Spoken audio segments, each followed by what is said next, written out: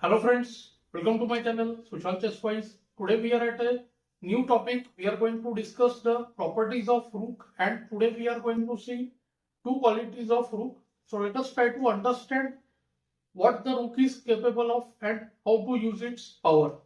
First we will see how the Rook is very effective when it penetrates the enemy territory and what are the ways it has to attack the enemy pawns. So there are three ways mainly. One, the Rook can go behind the enemy pawns and attack. Second, it can attack the pawns from the side. And third, it can attack from the front.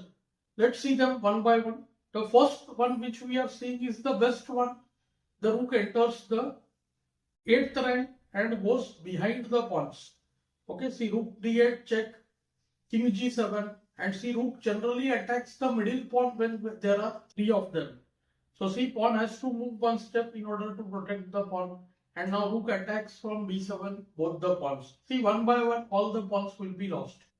C5, then Rook takes A7, C4, and now immediately the Rook occupies the place behind the pawn, stopping its entry further. And now see, after B5 we attack both the pawns from Rook C5.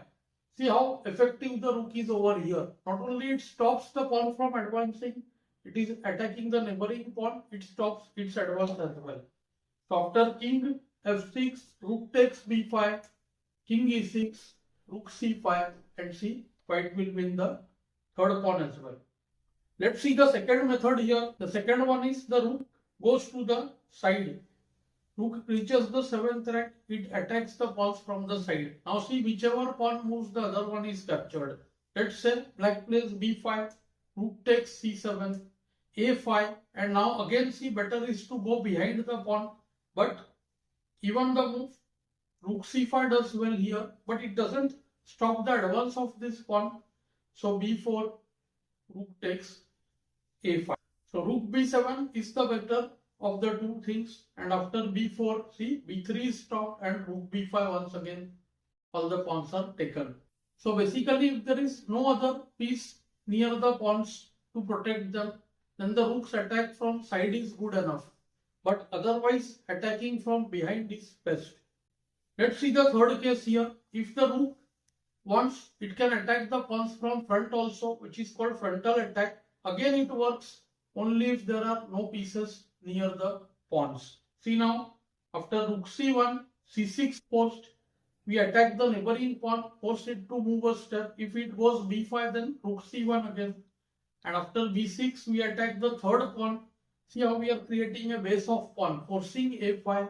Again attack the B pawn, see, forcing the B pawn to move. And now only Rook C1, the base pawn is taken. But you must have noted here how slow and dangerous it is, because the black pawns are advancing and their frontal squares are not in our control. So if there would be king anywhere closer, let's say on E6 or E5, then even by giving the C6 pawn, black would have generated good play.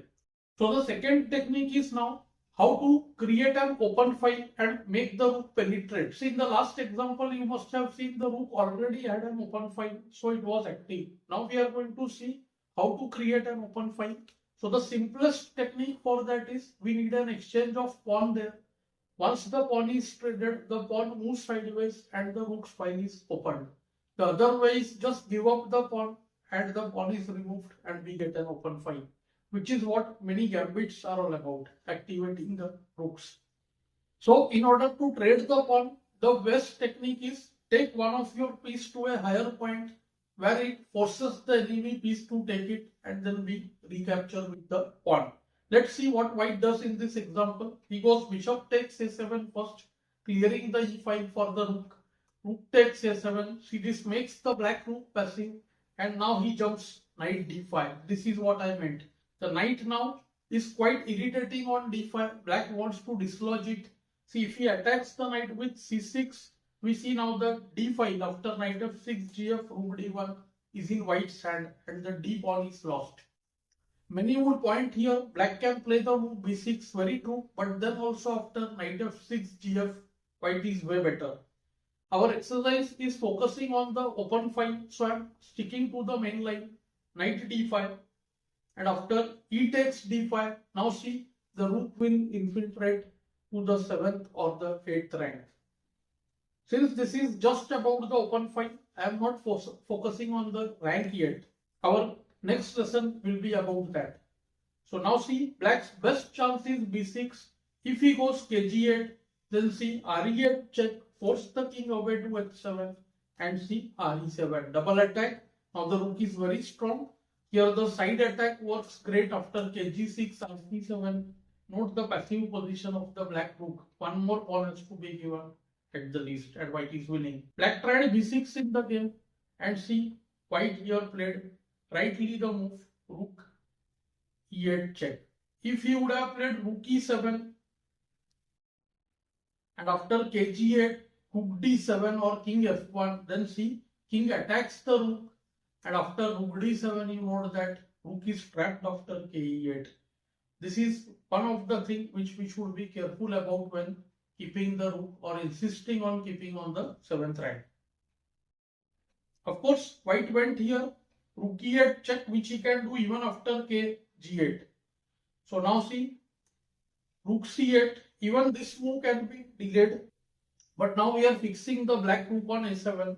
Black played kg6, white went g4, kf6, f4, stopping ke5, g5. Black wants to dislodge the white pawn on f4 to play ke5. Here again there are many ways. f5 is just good. White chose c, king f2, g takes f4, kf3, allowing ke5, but then he takes the h pawn, and after kd5, rook h6, ke5, he again comes back with rook h8. He can also do rook h5, which is also good. See, after rook h8, c5, rook e8, kf6, kf5. White indeed has many ways. This position is clearly better for white. See, the white king is heading to e4 and d5. White will of course push h4, h5 first, keeping the king fixed to that part of the board. Note one more thing, if black tries re7, then the game is outright losing because takes, and white can either do c4 here or h4. King now has to remain to attend the h pawn, and white can fix the pawn with c4 and then see ke4, kd5 and pick up the pawns on the queen side. So this endgame is also winning for white. So in this lesson we saw two properties, how the rook should try to attack the pawns and how to create an open fight. This lesson was essentially for beginners. In the upcoming lesson we will learn other two techniques, and gradually we will take these lessons to much higher level. I hope you are liking these lessons. Do let me know in the comments below. Thanks for your time.